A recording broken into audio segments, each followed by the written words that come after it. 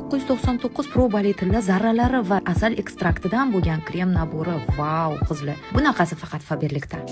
Birinchi navbatda makiyaj tozalashdan boshlaymiz. Qani ketdik. Molochko orqali yuzdagi har qanday makiyajni bir zumda mayillik bilan chuqur tozalab, tarkibidagi tilla terini tiklaydi. Yuzni yuvib, quritib, patch, mimik ajinlarni, ko'z shishi va ko'z tegi qorayishini yo'qotadi.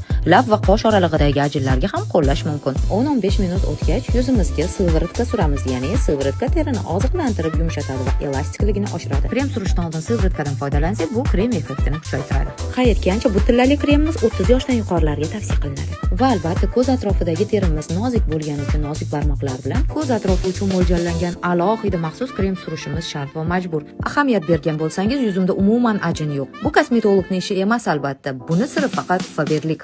Royal teringizga oltin parvarish. Kechki krem bilan ajinlar silliqlanadi, charchoq izlari yo'qoladi, teri porlaydi. Oltin zarralari terini tiklaydi, yaltirash beradi.